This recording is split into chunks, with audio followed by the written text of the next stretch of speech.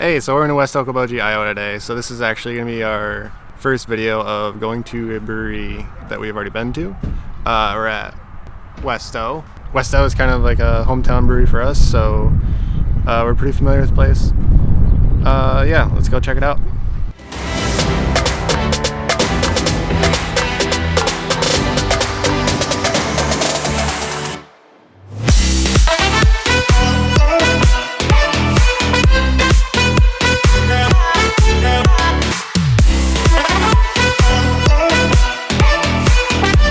So we're back at our apartment now, a few days later after being at Westo. That's just the first opportunity we've really had to film a little recap on it. Westo, I don't think it was the first brewery I've ever been to, but it was definitely like up there as far as like one of the first breweries I've been to. I've always loved the place. It's closest brewery to home. Their Coco Stout is like one of the beers that really like made me kind of fall in love with craft beer. So I'll always have a soft spot for it. It doesn't matter what time of the year it is. I just love going to Westo and getting the Coco Stout on nitro, which is what I drank. I mean, it tastes the same as ever, just velvety soft, chocolatey. I love that beer so much. Westo is in West Okoboji, which is part of the Iowa Great Lakes, most well known for Lake Okoboji. And it's a bit of a resort town in northwest Iowa, 20 minutes from where we grew up. So Okoboji is definitely like a lake town, and that shows with some of the branding of Westo. So like since they started canning, like they put like can for the lake, can for the bay, can for the boat. And they always have a good selection of like sessional summer beers for the summer and not just like one mainstay for that kind of thing. And yeah, one recommendation for anyone out of town visiting Westo. If you want food, one of our favorite places is just down the road. It's called Taco House. It's definitely not traditional Mexican or Tex-Mex or anything. It is very much American Midwest tacos.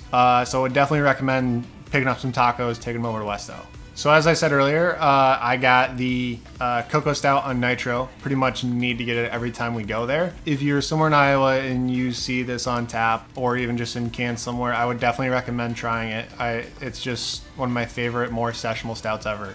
So I had their latest version of their Lake Beast, which is their New England style IPA, and this version had Strata, Huel Melon, and Idaho 7 hops. And I've had most, if not all, of the different iterations of Lake Beast so far, and this was up there on the list for the different versions that they've had, so I really liked it a lot. It was really good, very melony, very, very fruity, and I enjoyed it a lot. And I've also noticed a huge improvement in their IPAs over time, which is great because that's one of my favorite styles. So getting to try their different IPAs as we've gone to the tap room has been really great to see how much better they keep getting. No, I agree. Especially with the New England IPAs over the past year or so since they started the Lake Beast series. I think that's probably at most been like